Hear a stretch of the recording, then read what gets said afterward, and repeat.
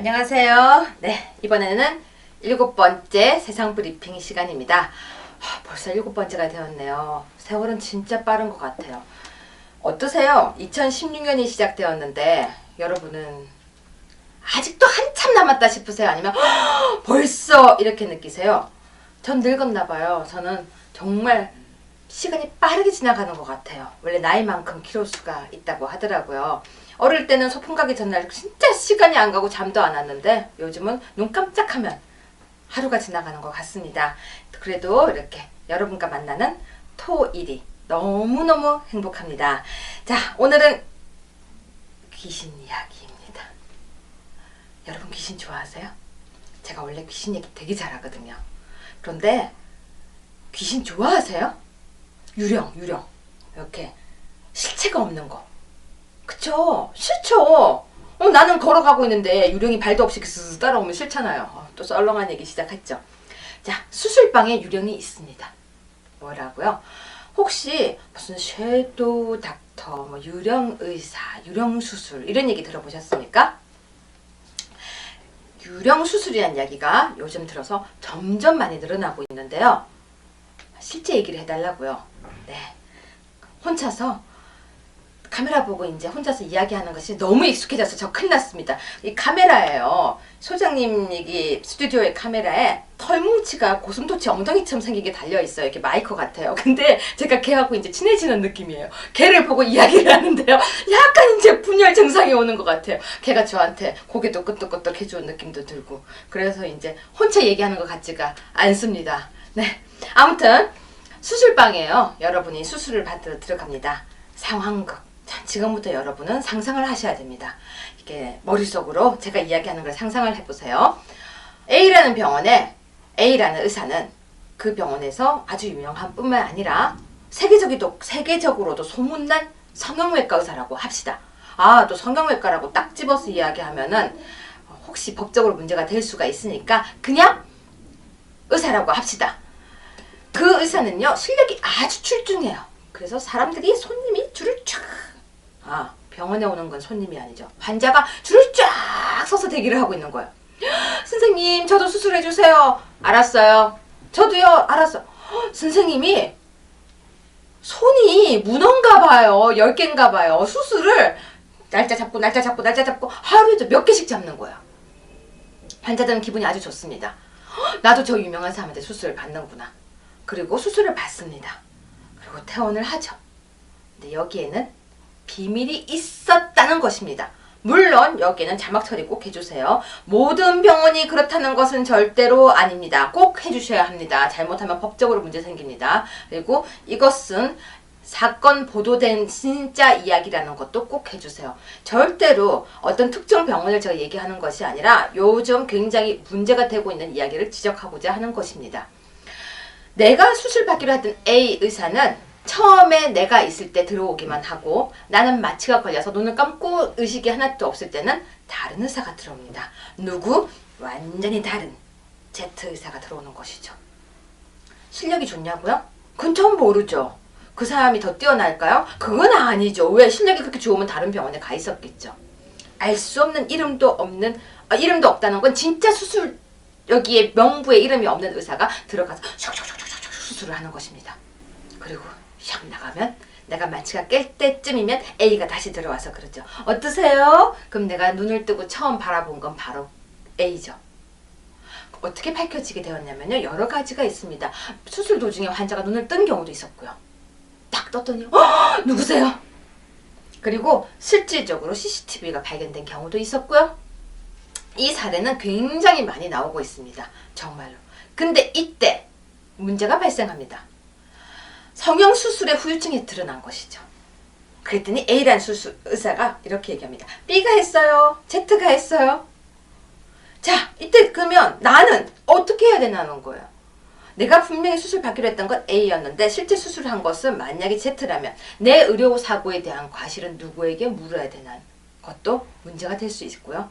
또 하나는 내가 A이기 때문에 수술 받기로 한 것이지 Z일 때는 수술 안 받기로 했으니까 과연 이게 계약이 성립이 맞느냐는 것도 문제가 됩니다. 세 번째는요, 나는 A이기 때문에 이 금액을 내기로 한 것이지 이 사람이라면 금액을 절대 그걸 안 내기로 할 수 있다는 것이죠. 문제가 굉장히 많은데요. 그것뿐만이 아니었습니다. 자, 제가 기사를 직접 읽어드릴게요. 이모 씨는, 아니 이모가 아니고요.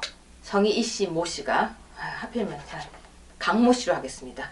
강모 씨는 38살 여자였는데요.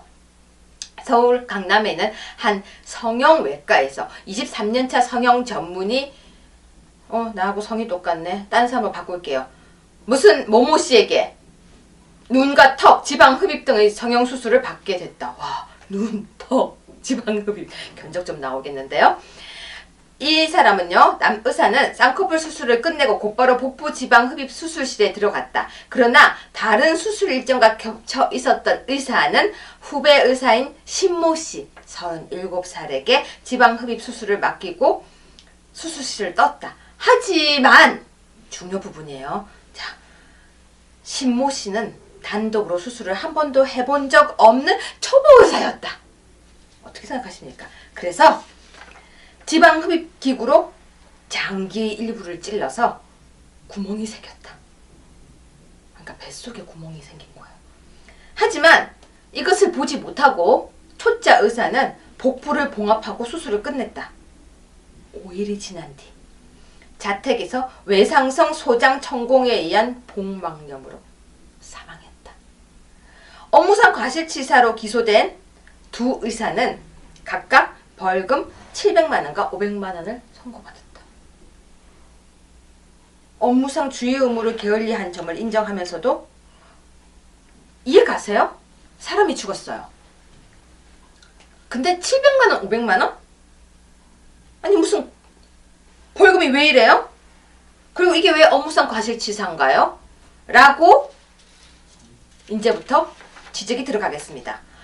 공정거래위원회에 따르면요, 우리나라 성형시장 규모가 5조 원에 된다고 합니다. 그런데요, 성형외과 의사회가 추정한 최근 6년간 유령수술 피해자가 10만 명이 넘고요. 즉, 초짜 또는 원래 계약한 사람이 아닌 사람이 한 몰래 수술 진행하는 유령수술이 너무 많다는 거예요. 그리고 강남에만 영어로요? 고스트 닥터가 300명이나 있대요. 이름 없는 의사가 300명이나 있어요. 여러분, 근데 여기서 꼭 밝히고자 하는 것이 있습니다. 이건요, 불법 시술하는, 목욕탕에 왜 이렇게 누워서 이렇게 실면도 뭐 이렇게 눈 뒤집고 점 이렇게 왜 이렇게 구멍 뚫어가지고 염산 넣고 하는 그거 말고요. 진짜 의사예요. 의사인데 자기 이름을 안 넣고 하는 유령 의사가 300명이나 된다는 거예요. 약속한 의사가 아닌 다른 사람이 수술하는 경우가 지금 현재 이렇게 많이 진행이 되고 있고요. 근데 이것이 사람이 죽었는데도 불구하고 700과 500?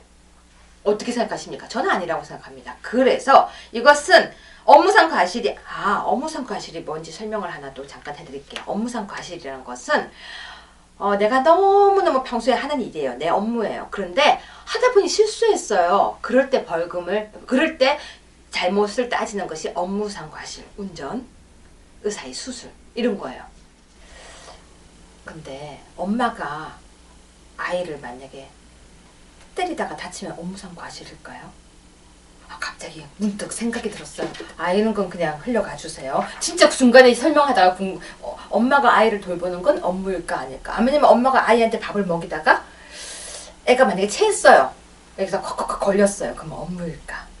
저는 원래 뭐든지 돌려보고 까보기 때문에 궁금증이 생긴 것뿐입니다. 그럼 여기서 잠깐 쉬어가는 쪼크 시간을 가질까요? 여러분, 만약에 버스에서 예수님이 버스에서 내리면 뭐게요? 신내림. 그러면 뒤에서 스님이 내리면 뭐게요? 중도하차. 계속 하겠습니다. 네, 그래서 이것이 업무상 과실이 아니고 사기라고 주장을 지금 하는 이야기들이 나오고 있습니다. 저는 사기라고 생각해요. 사기죠. 왜? 나는 이 사람한테 수술 받기로 했는데 아니고 다른 사람이 수술을 했으니까 이건 일단 사기죄. 그리고 사기죄는 다른 사람을 기망하여 이익을 편취해야 되거든요. 이익을 편취했어요. 저는 사기죄가 맞다라고 생각합니다. 그런데 이런 부분을 왜 정확하게 아무도 이야기를 하지 않는지 모르겠습니다. 대한성형외과 의사회에서도 유령 수술을 신종 사기이자 살인 상해 행위로 규정하고 이것은 꼭 처벌해야 된다고 주장을 하고 있는데 당연히 사기죄가 훨씬 더 형이 높고요. 상해죄가 훨씬 높습니다. 이거 상해요. 남의 배에다가 칼을 댔으니까. 그런데 왜 이걸 아직도 안 하고 있는지 모르겠습니다. 수술실은 외부와 차단이 되어 있고요. 의식이 없는 환자가 피해 사실을 알 수 없기 때문에 이제는 수술실에 CCTV를 설치해야 된다고 저는 생각합니다. 가끔 나오죠. 수술실에서 막 뭐 노래하고 뭐 음식 먹고 이런 거. 그건요. 비윤리적인 행위예요. 하면 안 돼요. 근데 저는 알고 있는 게 하나가 있어요. 우리나라도 지금 많이 모든 다른 수술에서도 절대 여기 또 자막 하나 처리해주세요. 모든 병원이 그렇다는 거 절대 아닙니다. 가끔 몰직한 의사들이 자신의 수술을 다른 사람을 들어가게 하는 일이 종종 왕왕 가끔 자주 그리고 때때로 더 이상 아는 단어가 없습니다. 있거든요. 전 그건 절대 해서 안 된다고 생각합니다. 사람의 목숨을 우리의 신체를 그렇게 실험대에 올릴 것 같으면 돈을 우리가 받아야죠. 그러니까 이 부분은요. 현재 아직까지 법이 약간 미비되어 있습니다. 저는 두 가지 생각을 갖고 있습니다.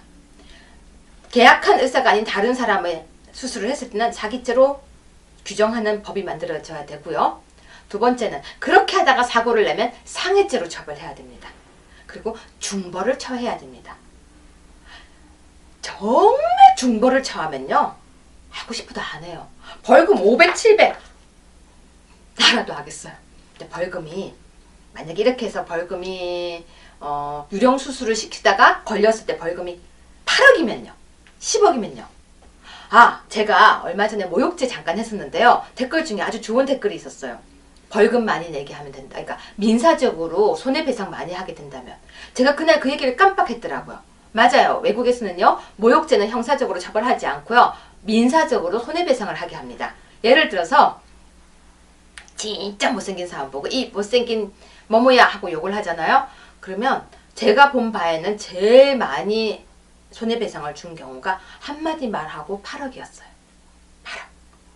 왜냐면 일수벌금제니까. 그래서 뭐 댓글에 심하게 욕하거나 그러면 손해배상하게 하면은 아무도 욕 안 해요. 잠깐 다시 넘어가겠습니다.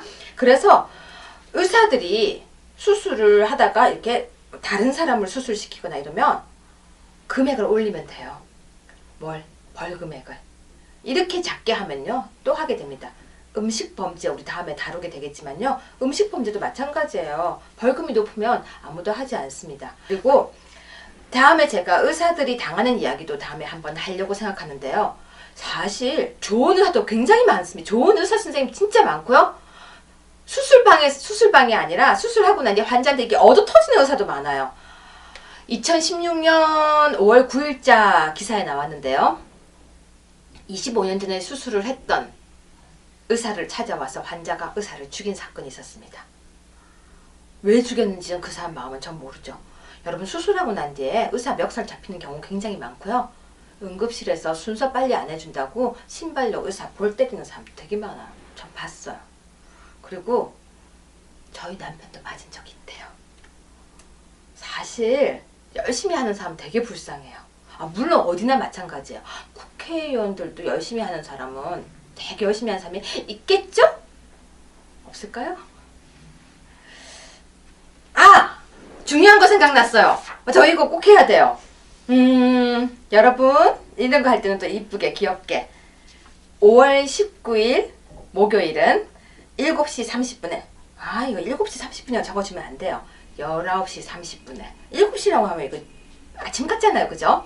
19시 30분에 당산동 미래경영연구소에서 소장님의 회원 데이트가 있습니다. 저는 회원 강연에 이런 거 좀 고루해요. 이쁜 이름을 짓고 싶은데 이게 뭐 원래 모임 이런 건 좀 약간 식상하잖아요.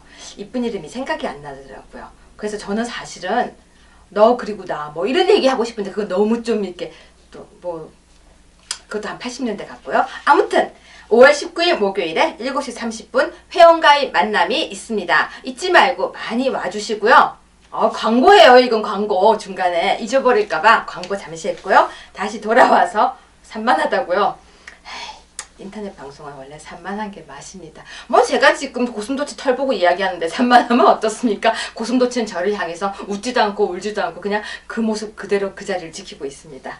네, 그래서 의사들이 정말로 불쌍한 사람도 많고요. 뻔뻔한 사람도 많고요. 폭리취하는 사람도 많은데 저는 폭리취하는 사람은 좀 엄하게 처벌을 했으면 좋겠습니다. 그래서 오늘 유령수술, 유령의사 이야기를 준비했었습니다. 어떠셨어요? 정말 이런 수술이 있나 싶죠? 인터넷 찾아보세요. 거짓말 아니고 더 많은 사례가 있는데요. 제가 조금 자중했습니다. 고소당할까봐요. 다음번 주제 설명해야죠. 아까 제가 얘기했었죠. 일을 열심히 하는 국회의원 있을까요? 있으면 추천해주세요. 자, 제가 준비한 8번째는요. 국회의원들이 받고 있는 혜택과 권리입니다. 그 많은 혜택을 받고 있고 그 많은 권리를 누리고 있는 국회의원들 한 명에 들어가는 세비를 조목조목 분석해보면서요. 정말 잘 쓰이고 있는지를 한번 얘기해보고자 합니다. 아마 제가 그날은요. 이렇게 망치 같은 거 들고 나올지 몰라요. 열받아서. 막 너무 열받아서 막 이러면 안 됩니다 하면서 성토할 수도 있습니다. 여러분 들어보시면요. 다 국회의원 하고 싶을 거예요. 미리 결론 말씀드릴게요. 8회째 결론은요. 우리나라도 무보수 국회의원 하자. 그러면 진짜 좋은 국회의원들이 할 것 같습니다. 9회는요. 사실 제가 9회는 고민을 굉장히 많이 했습니다. 변호사의 성공 보수에 대한 이야기를 할까? 아니면 선한 사마리아인의 법에 대해서 할까 가지고 고민을 했는데요. 이제 이것은 8회를 보시면 아실 수 있습니다. 저도 이제 여러분이 그 다음 걸 보게 하기 위해서 미끼를 던지기로 했습니다. 네, 오늘까지 벌써 이렇게 또 많은 시간을 여러분과 함께 보냈습니다. 네, 저의 썰렁한 아재 개그를 하나를 더 하고 끝내려고 합니다. 우유팩이요. 이렇게 세워져 있었어요. 제가 또 이런 건 또 이렇게 해야죠. 우유가 세워져 있었습니다. 쓰러졌어요. 그러니까 어떤 소리를 냈을까요? 아, 재미없다고요? 저 원래 이래요. 다음 시간에 뵙겠습니다. 감사합니다.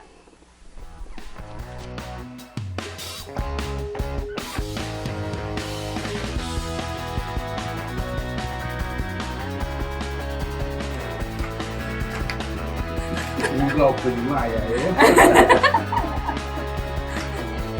피디님 어떠세요? 이제는 썰렁 개그를 몇 개씩 집어넣기로 했어요. 좋아요.